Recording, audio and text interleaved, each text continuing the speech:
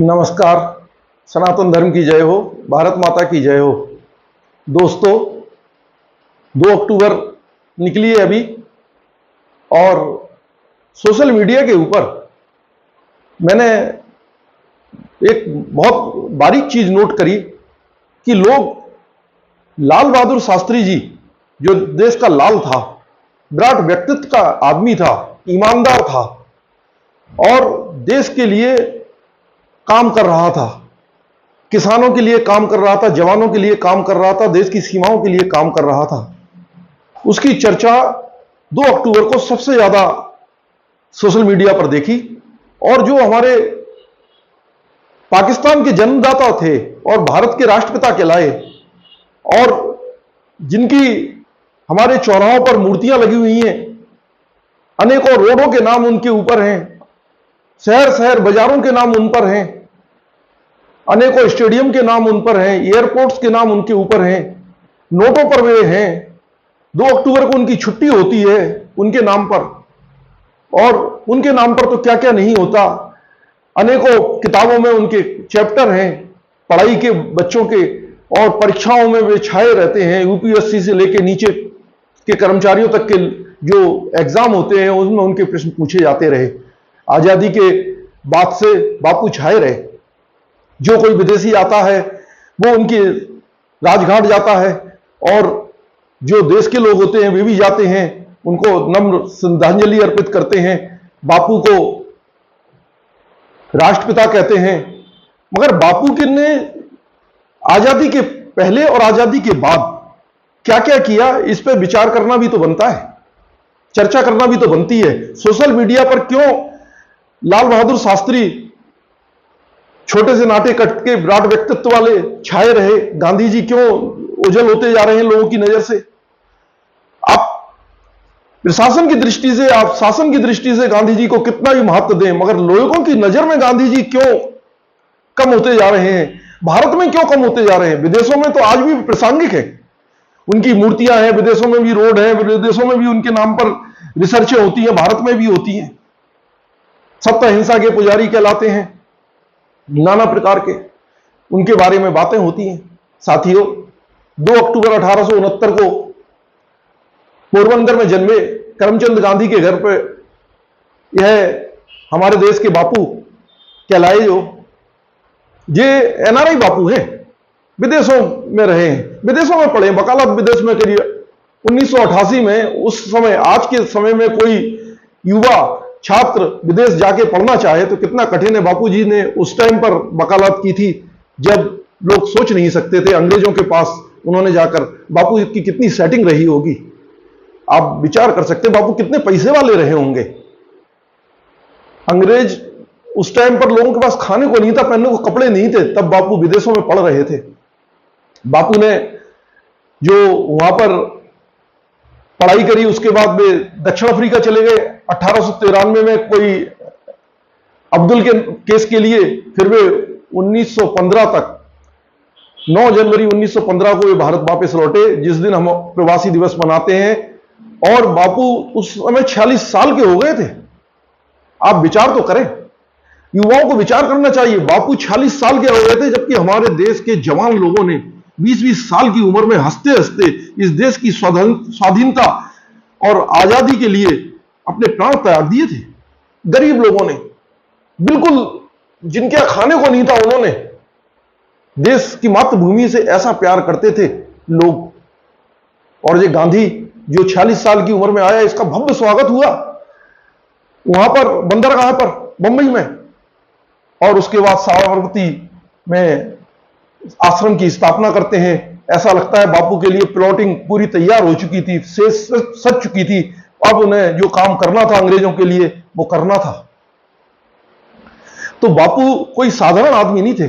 बापू के लिए जो नैरेटिव्स आज दिखते हैं ना, वो बापू के लिए उस टाइम बनाए जाते थे। उस टाइम मीडिया नहीं था, सोशल मीडिया नहीं था, कैमरे नहीं थे, उतना ज्यादा नहीं दिखता था। मगर इन सब चीजों को अगर युवा छात्र, हमारे जो रिसर्चर हैं, जो इस एंगल से देखेंगे, विचार करेंगे और पढ़ेंगे, और इन चीजों पर मैं तो कहता हूं तर्क रखें, कुतर्क नहीं, सच्चाई को पकड़ें, सच्चाई के करीब रहकर बातों को रखें, आप ध्यान दें कि बापू जो थे, दिल्ली में जो युद्ध का सम्मेलन हुआ, प्रथम विश्व युद्ध का, वहां बापू को बुलाया जाता है अंग्रेजों की तरफ से, और बापू से कहा जाता है कि भारत से सबसे ज्यादा रिक्रूट करना है, लोगों को युद्ध में लड़ने के लिए भेजना है। जिस अंग्रेजों ने 1600 में आ गए थे, उसके बाद कुछ सालों के बाद हमारे यहां 1757 के बाद तो उन्होंने जो बंगाल की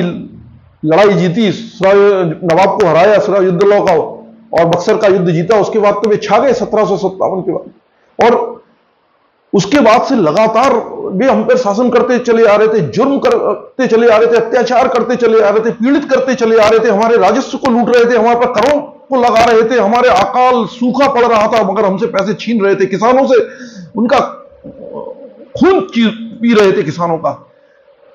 ऐसे लोगों के लिए बापू दिल्ली पहुंच जाते हैं और युद्ध सम्मेलन में भाग लेते हैं और उनको आश्वस्त करते हैं कि हम आपके लिए रिक्रूटमेंट करेंगे। वो भले ही फिर उसके बाद उसमें स्वाधीनता की एक वो जोड़ दी जाती है, मगर उसके बाद कुछ मिलता नहीं है, मगर एक शर्त रख दी जाती है ताकि जो वैभव बना रहे उनका, लोग ज्यादा प्रश्न ना पूछें। और 3 लाख लोग बताते हैं 1914 से लेके 1918 जो युद्ध हुआ समाप्त, तब तक 3 लाख लोग जा चुके थे युद्ध में, और करीब 1 लाख लोग अपनी जान गंवा चुके थे, और जाने कितने लोग घायल हो चुके थे। आप बताइए, जो अंग्रेज हमारे ऊपर इतने अत्याचार कर रहे थे, जिन लोगों ने हमारे 1857 की क्रांति में मंगल पांडे और लक्ष्मीबाई जैसे युवा क्रांतिकारियों को शहीद कर दिया था, अंग्रेजों से समर्थन में, अंग्रेजों के लिए लड़ने के लिए भारतीयों को इतनी बड़ी संख्या में भेज दिया जाता है। बापू थे ना चमत्कारिक, आप देखिए, इस एंगल से सोचिए, विचार कीजिए, बापू के पास क्या अलाउद्दीन का चिराग था कि इतने सारे लोगों को बापू 46 साल की उम्र में देश में लौटा है, जिसने आजादी की लड़ाई में जरा भी हिस्सा नहीं लिया है, जिसने 46 साल तक अफ्रीका में तो लड़े हुए पेनभेद नीति के लिए, सबके लिए, मगर भारत में तो कोई लिया, वहां तो चिट्ठी पहुंचने में महीनों लगते थे। तो बापू के विचार कैसे हमारे देश में आते? बापू से कोई संबंध नहीं था स्वाधीनता की लड़ाई का 1915 तक, और 46 साल के अधेड़ कहेंगे बापू को हो चुके थे।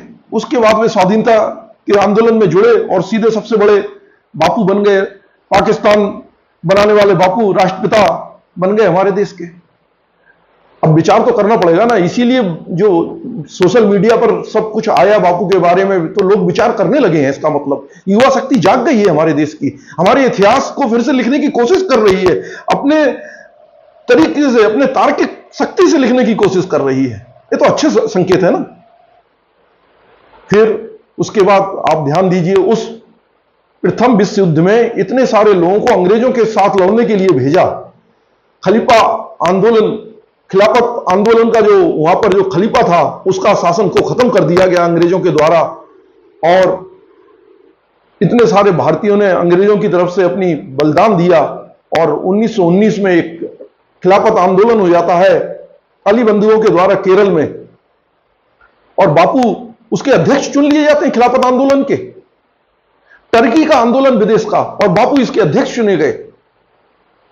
और इस खिलाफत आंदोलन में आप लोगों ने पढ़ा होगा और आपको याद भी होगा कि अली बंधुओं ने और इनके लोगों ने मिलकर कम से कम 25-30 हजार हिंदुओं का नरसंहार किया था। यह आंदोलन अंग्रेजों, उनके जो पिट्टू थे जमींदार, उनके खिलाफ था, मगर ये सांप्रदायिक रूप ले लिया। गांधी जी इसके अध्यक्ष थे, और उसके बाद इतना बड़ा नरसंहार हुआ। तो इसका दोषी कौन है?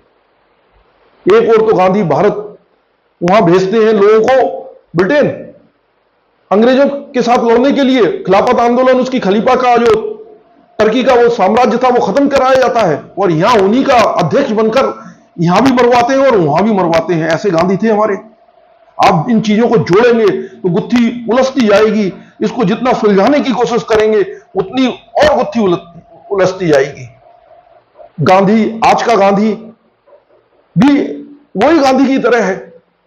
तो ये जो गांधी है, उधार का गांधी, ये उधार का गांधी है। जो चला आ रहा है गांधी परिवार, ये उधार के गांधी है। आपको याद होगा इंदिरा गांधी ने फिरोज खान से शादी कर ली थी। इनके घर में कलेश हो गया था, गांधी ने अपना उधार नाम दे दिया था। ये तो सभी लोग जानते, बच्चे बच्चे जानते, पढ़ने वाले जानते हैं। तो ये कलेश को खत्म करने के लिए इन्होंने उधार अपना नाम दे दिया, वो आज तक चला आ रहा है। इनके घर में कोई कहीं से इटली से आवे तो वे गांधी, और कोई क्रिश्चियन आ जावे तो गांधी, मुसलमान आ जाए तो गांधी। क्योंकि इंदिरा गांधी तो अपने आप को बाबर वंशज कहती थी। नटवर सिंह जो इनके इतने बुद्धिमान व्यक्ति थे, जिन्होंने किताब लिखी अपनी, उसमें उन्होंने लिखा है इस बात को। तो ये गांधी जो है ना, एक पहेली है, इसको जितना सुलझाओ उतना उलझती जाती है, और जितना इस पर विचार करो वो कम है साथियों। बहुत जरूरी है। आपने ध्यान दिया होगा, ये जो खलीफात आंदोलन का हमने आपको बताया, मोपला में केरल में हुआ, उसके बाद जो 1919 में बैसाखी के दिन जो हुआ था कांड, आप उसको जनरल डायर ने बैसाखी के दिन अमृतसर के जलियांवाला बाग में लोगों को सामने से गोली मरवाकर, और कुएं में कितने लोग मरे थे वो तो आपने सुना ही होगा। गांधी ने कभी उसके ऊपर ऐसा कोई बड़ा अफसोस किया हो? असहयोग आंदोलन जरूर चलाया था, और नॉन कॉर्पोरेशन मूवमेंट। और गांधी जी, आप देखिए, उस असहयोग आंदोलन के बढ़ते बढ़ते एक चोरी चोरा कांड हुआ गोरखपुर के पास। उसमें 21 या 22 अंग्रेजों के पुलिस वाले मारे गए। तो गांधी जी विचलित हो गए। जहां जलियांवाला बाग में जनरल डायर की बंदूकों से इतने सारे लोग मर गए, गांधी विचलित नहीं हुए, मगर 20-22 अंग्रेजों के सिपाही मरने से वे विचलित हो गए। आप गांधी के बारे में विचार तो करिए। भारतीयों के मरने पर गांधी विचलित नहीं होते थे, मगर अंग्रेजों को कुछ ना हो जाए। गांधी जी, जो एओ ह्यूम ने कल्पना की थी सेफ्टी बल्ब की, उसने कहा था देश में एक सेफ्टी बल्ब होना चाहिए। गांधी जी क्या हुआ, सेफ्टी बल्ब का काम कर रहे थे। आप लोगों को इसको तर्क के साथ, जो बच्चे पढ़ रहे हैं, जो बच्चे आगे अपने देश में अपना भविष्य समझते हैं, इस देश से प्यार करते हैं, इस देश को आगे बढ़ाना चाहते हैं, इस देश को तरक्की करता हुआ देखना चाहते हैं, वे इन सब चीजों पर विचार करें। यह उनसे जुड़े हुए, उनके आने वाली पीढ़ियों से जुड़ी हुई चीजें। इतिहास को कभी भूला नहीं जाता है। इतिहास पे हमेशा तर्कपूर्ण चर्चा की जाती है साथियों। तो ये जो गांधी, आज का गांधी और उस समय का गांधी, दोनों नैरेटिव गांधी, उधार का गांधी, और जो भारत में थोपा गया गांधी, बुलाकर थोपा गया गांधी, एनआरआई गांधी, ये सब गांधी बहुत बड़ी पहेली है। ये उस मोपला कांड की अध्यक्षता भी कर रहा था गांधी। आप विचार तो करिए। और आपको याद होगा 1926 में आर्य समाज के सबसे बड़े धर्मगुरु स्वामी श्रद्धानंद की हत्या कर दी थी अब्दुल रशीद ने। और गांधी के विचार क्या थे? अब्दुल रशीद ने ठीक किया है, मैं उसके लिए वकालत करूंगा। उसने अपने धर्म को बचाने के लिए, उन्होंने शुद्ध युद्ध आंदोलन चलाया था, घर वापसी करा रहे थे।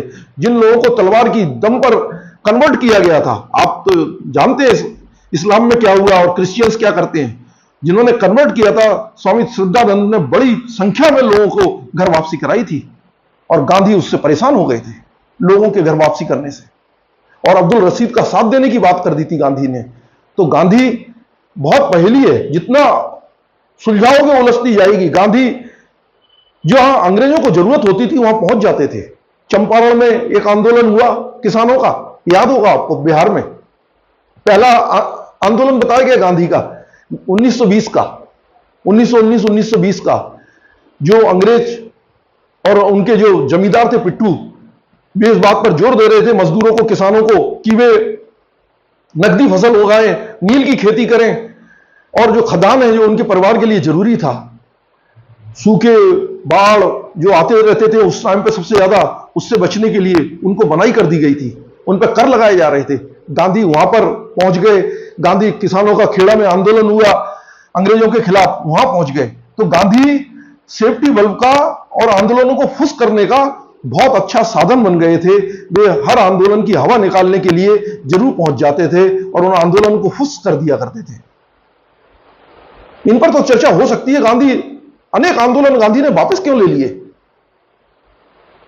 तो हमारे युवाओं को आज के गांधी जो कर रहा है और उस गांधी ने जो किया है, मेरे को तो ज्यादा अंतर नहीं दिखाई देता। आजादी के पहले का गांधी, आजादी के बाद का गांधी और जो आज का गांधी है, ये सारे गांधी एक हैं।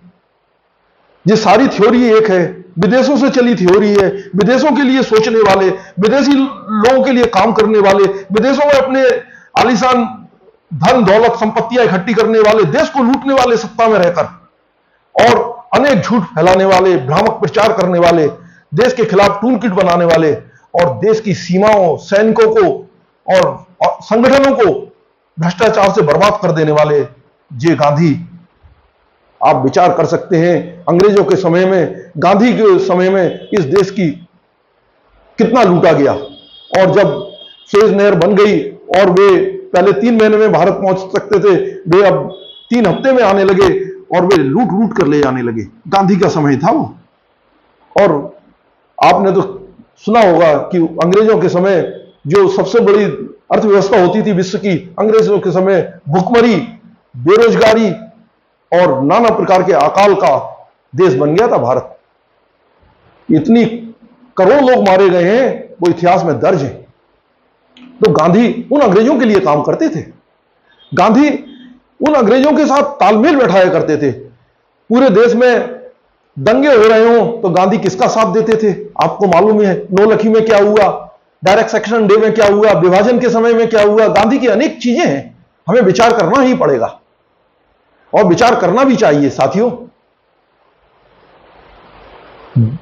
अंबेडकर के घर के सामने अनशन पर बैठ जाने वाले गांधी की और नेहरू की कितनी चलती थी। 2 उदाहरण आप ले सकते हैं।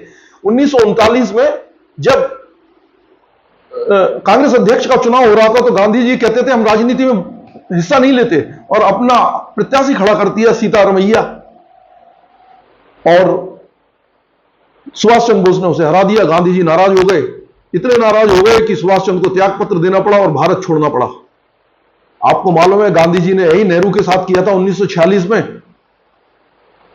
जब प्रोविंसेस के चुनाव हुए, नेहरू को खड़ा किया, एक भी वोट नहीं मिला लोगों में, जन समुदाय में। और जो देश की बहुसंख्यक आबादी है उनमें गांधी और नेहरू की क्या इज्जत थी, क्या प्रतिष्ठा थी, इन 2 उदाहरणों से आप समझ सकते हैं। 0 सीट मिलने वाला नेहरू गांधी के समर्थन के बाद, आप इन दोनों की सोच सकते हैं कि लोग इनके बारे में क्या विचार करते थे।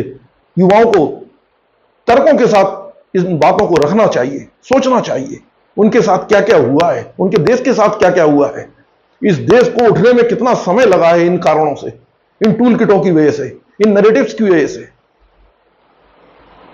तो गांधी जी जो आजादी के पहले के गांधी, आजादी के बाद के गांधी, आपने देखा होगा गांधी एक भी लठ नहीं खाए। लोग 20-20 साल के लोग, मंगल पांडे, लक्ष्मीबाई, चंद्रशेखर आजाद, सुभाष चंद्र बोस, पंडित राम बिस्मल जी, कितने लोग फांसी पर चढ़ गए। उधम सिंह, भगत सिंह, राशिद का केस लड़ने की तो बात करते हैं गांधी जी, मगर भगत सिंह और उधम सिंह जिसने सैंडर्स की हत्या करी थी, उनके केस लड़ने की बात नहीं करी कि अंग्रेजों से प्यार करते थे गांधी। गांधी को कभी एक लठ नहीं पड़ा। गांधी कोई आंदोलन में कूदते थे, उसकी हवा निकाल देते थे और गिरफ्तार पहले हो जाते थे। और गिरफ्तार होकर रहते कहां थे? आगा खां पैलेस। आगा खां पैलेस तो आप जानते हैं ना, सिया जो समुदाय है मुस्लिम में, सिया सुन्नी 2 करके होते हैं ना, जो आपस में हमेशा एक दूसरे की जान के प्यासे हैं। उसमें जो सिया समुदाय है उसके धार्मिक गुरु हुआ करते थे, और इतना पैसे वाला आदमी कि ब्रिटेन में जो सबसे बड़ा व्यापारी, इसका जो 5 स्टार महल था उसमें गांधी को कैद रखा जाता था। ये सेटिंग देखो गांधी की, जो आज की गांधी की सेटिंग है वही पुराने गांधी की सेटिंग थी।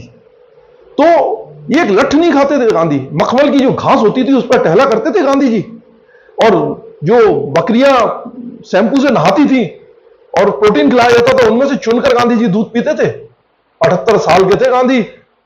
वो तो गांधी 100 साल तक कुछ नहीं होता अगर गांधी निपटे नहीं होते बीच में। तो ये गारंटी है गांधी इतना अनुशासित जीवन जी रहे थे अपने लिए, खुद के लिए। मगर तो आगा खान पैलेस में आपको याद होगा 1906 में बांग्लादेश में, जो आज का ढाका है बांग्लादेश में, वहां जे मुस्लिम लीग की स्थापना हुई थी। उसमें ये आगा खां और सलीमुल्लाह और मोहम्मद अली जिन्ना, ये तीनों उसके मेन वो थे। आप विचार कर लीजिए, जो मुस्लिम लीग है, जो राहुल गांधी कहता है ना कि सबसे सेकुलर है, ये उसी गांधी का भी इसमें वो था। और जिन्ना को तो वो कायदे आजम बताता था, जिसने देश तोड़ने की मांग की थी और इतने नरसंहार किए। जो डायरेक्ट सेक्शन डे है, नवलखी कांड है, मोपला में जो हिंदुओं का नरसंहार है, बहन बेटियों की जो दुष्कर्म है घरों में घुसकर, ये कौन भूल सकता है बांग्लादेश में जो हो रहा है ना, जो आपने देखा है, उससे भी विवश था उस समय। पार्टीशन के समय में तो आपने पढ़ते हैं, आजकल विविधता दिवस मनाया जाता है तो आपके उसमें संज्ञान में आता है।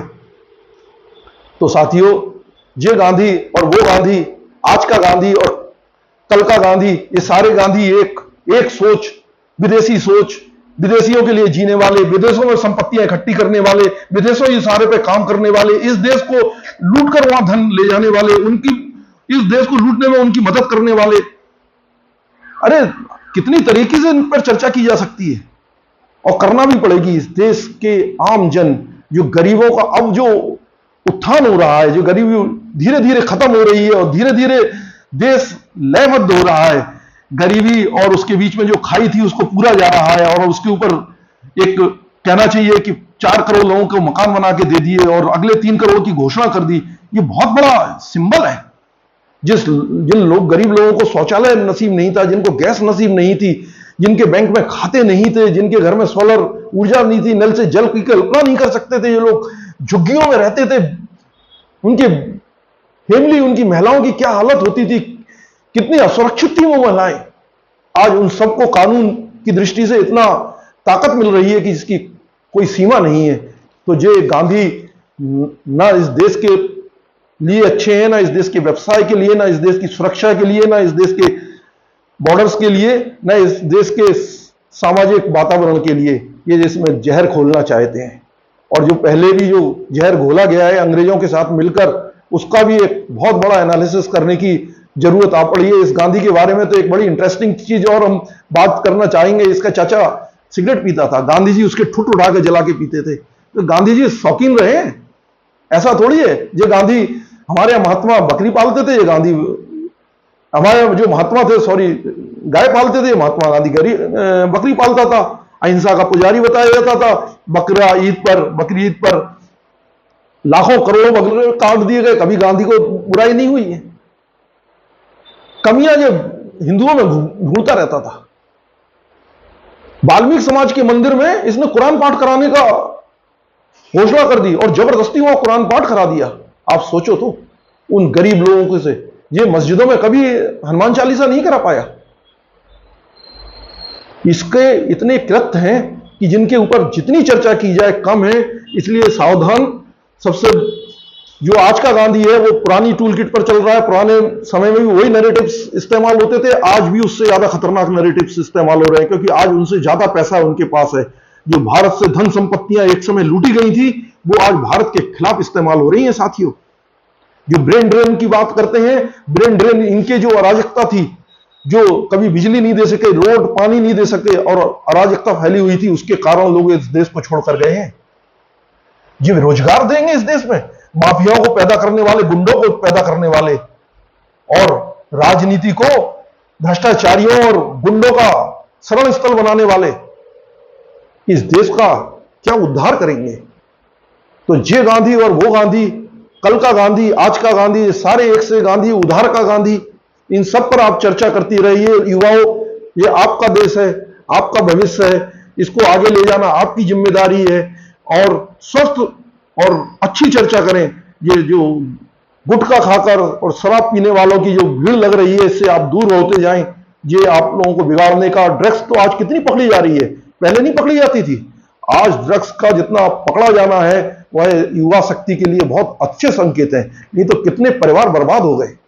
पढ़ने भेजा जाता था, उन्हें धीरे धीरे ड्रग्स का शौकीन बनाया जाता था। ये बहुत बड़ा नेटवर्क था, और इस नेटवर्क को चलाने वाले विधर्मी आप सब जानते हैं, जो थूक कर खिला रहे हैं, जो झूठा खिला रहे हैं, जो गलत नामों से धंधे कर रहे हैं। इस देश के साथ अनेकों साजिशें, आज जो साईं बाबा को मंदिरों से हटाया जा रहा है, एक मुहिम चलाई जा रही है, वो गलत नहीं है। जो लोग अगर वामपंथी इतना विरोध कर रहे हैं, तो मंदिरों के, मस्जिदों के दरवाजे पर मूर्ति स्थापित करा दें, अंदर नहीं करा सकते, चर्च के दरवाजे पर करा दें। इन्हें मंदिर क्यों मिलते हैं? ये हमारे दुश्मनी क्यों है? इनको भाईचारा क्या दूसरों के साथ नहीं करवाना है? ये जातिवाद हमारे अंदर ढूंढ रहे हैं ना, इनके अंदर इतना कूट कूट कर जातिवाद भरा पड़ा है। जिस दिन आप निकालेंगे, चर्चा करेंगे, उस दिन सही बात समझ में आएगी। इसलिए सावधान, और इस देश के लिए आप लोग जरूर सोचें, थोड़ा समय दें। यह देश आपका है। युवा साथियों, धन्यवाद।